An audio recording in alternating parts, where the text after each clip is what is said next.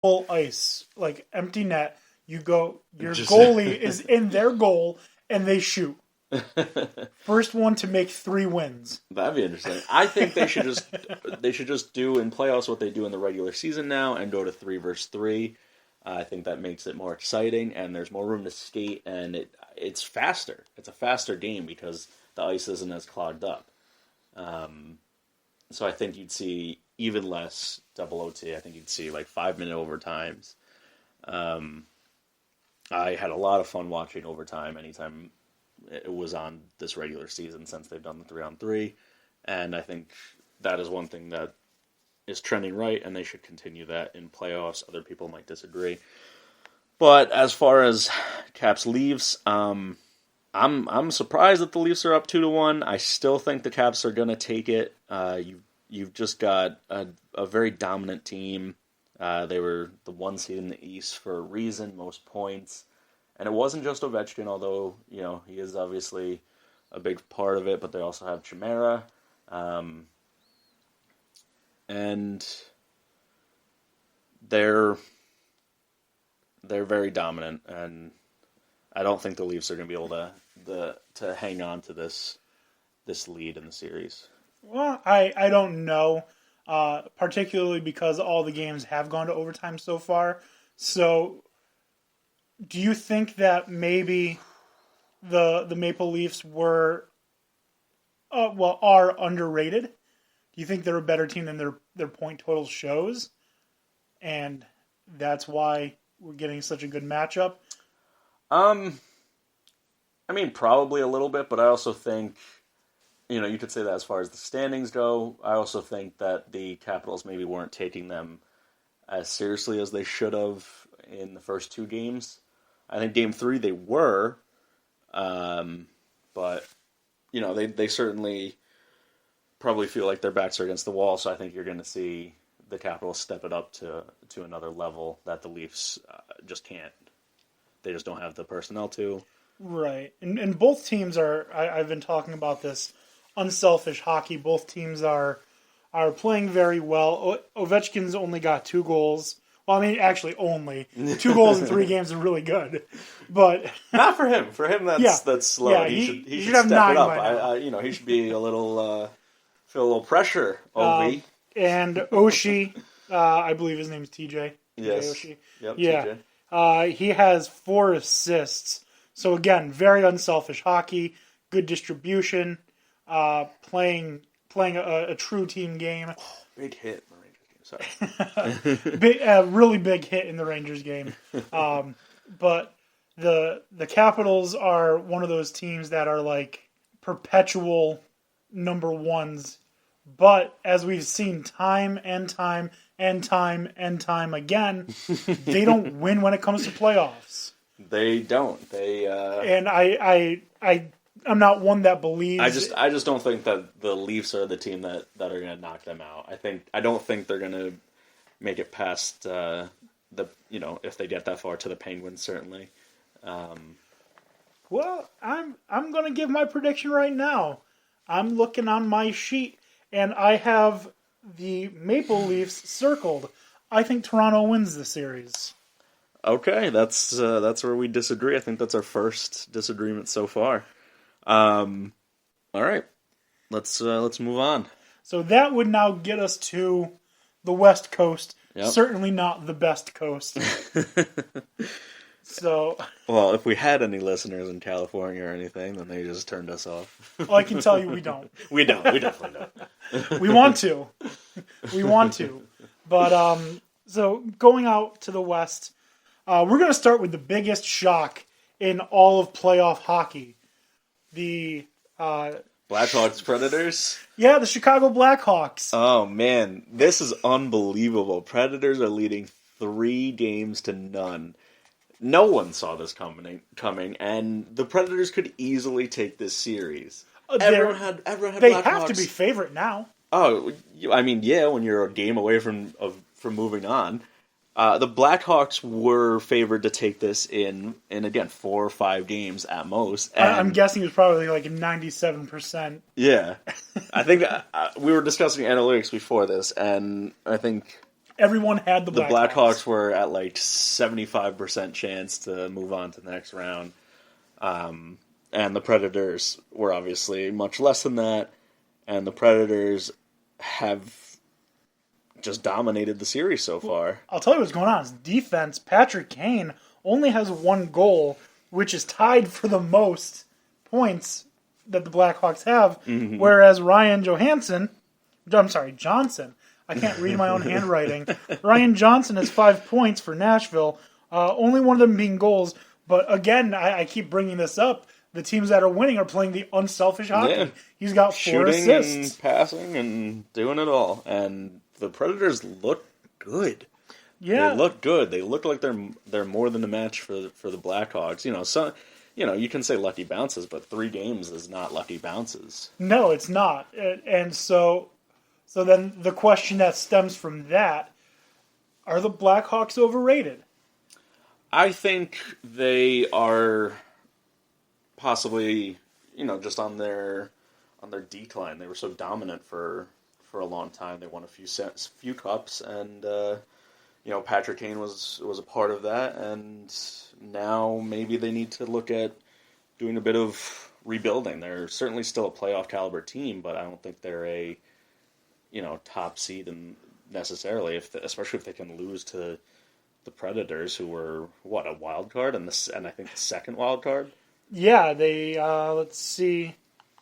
Yeah, they were the second wild card, but the Blackhawks were the 4th best team in hockey, with actually the 3rd with 109 points. So the 3rd best team in hockey doesn't lose to the second wild well, card. I'm talking about statistics wise, especially not so far without a single victory. Yeah, no, I mean there are obviously the strange exceptions like the LA Kings a few years back, sweeping the first 2 rounds as an 8 seed, and then, sorry to break your heart a little here, beating the Rangers in the Stanley Cup Finals. Yeah. But it does happen. So, do you think maybe it's just they are a little bit older of a team? There are 80-some games in the season.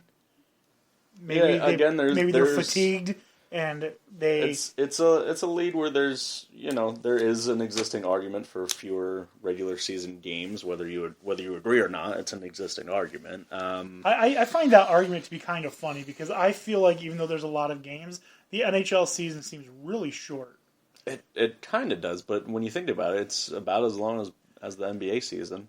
Could it be because it's not as well advertised, so you don't realize the games are going on unless you follow your one team and you watch all their games? If you're just a casual NHL fan, certainly the NBA is much larger than the NHL as far as viewership. So you're going to see that on TV a lot more. The NBA is obviously more valuable. The NHL, I think, was on the decline for a little while. I think it's increasing viewership again, but I think the lack of coverage, because to watch the Rangers you need MSG for the most part. They, unlike big basketball games, they don't tend to come on multiple different larger cable networks. You get to see them on NBC twice when they play the Penguins. Right, and then other than that, they're on NBC Sports Channel, which God knows even what that channel number is. I can say I've watched it. Yeah, college football. I watch. I go between ESPNU, ESPN2, SNY, MSG, even sometimes. So I have watched NBC Sports Network, but if you don't have, I don't even know what it's called. It's not standard cable. What is it? Premium? No, that's like HBO and stuff. If you don't have digital cable, if you don't have the digital cable, you're not getting NBC Sports Network. So you either have to get the NBC Sports app and hope someone gives you their login so that you can watch stuff, or you have to hope that you get MSG. Right. I think the Predators take this. They're up 3 games, and the Blackhawks are a very good team, but That's a big deficit. I was going to say it right now. Nashville gets the sweep in Nashville. That would be their best case scenario, because you certainly don't want to go back to Chicago, because then all of a sudden it could be, a 3-2 series, and then, Chicago might feel like, they have the momentum and could take the series. The worst thing in any series, in any sport, is when you get to tied 3-3, because then it's a one-game playoff. Mm-hmm. Everything is reset.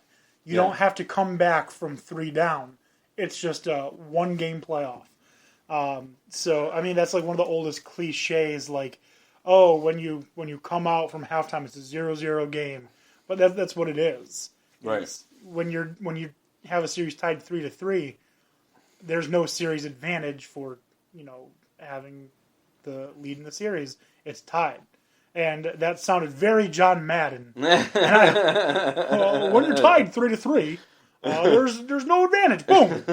Tough acting. I'm not going to say the name of the brand. What you want to do is you want to score more points, and that's how you win the game. Yeah. So thank you for that insight, Dan. And it's much needed. But I'm gonna go ahead and say that the Predators do take it in 4 games. They're gonna get the sweep in Nashville, because it absolutely reeks of that LA Kings.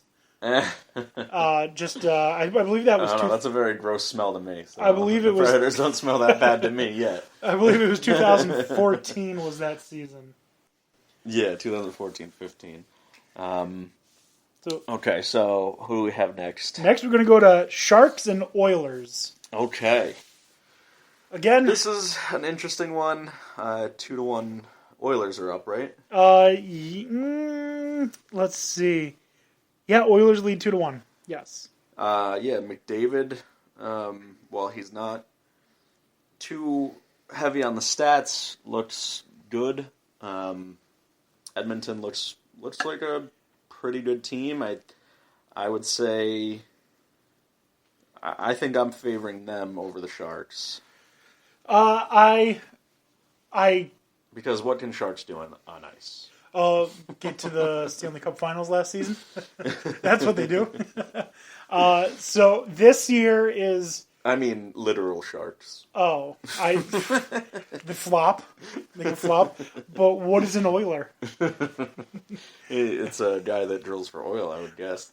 Or is it someone that's got the task of oiling people up? That'll just make them very slippery and hard to catch. Right. Maybe they could be like greased up deaf guy and so then just slice right through your defense. So then this McDavid certainly could. This series, I think, is probably one of the series that's met with the least fanfare. I feel like this is probably the series that absolutely nobody cares about outside of Calgary and San Jose. Yeah. But I'm going to... Or Edmonton, you mean? What did I say? I said Calgary. Yeah. No, we're going to talk about them in a minute. Yeah, but, they're coming up. Yeah, this is one of the, Canada heavier playoffs in the last few years. Yeah. Normally it's 4 Canadian teams that tend to get in, and this year it's... Well, the last couple of years it's been 1, 2. Because this year you have, let's see, you have Montreal.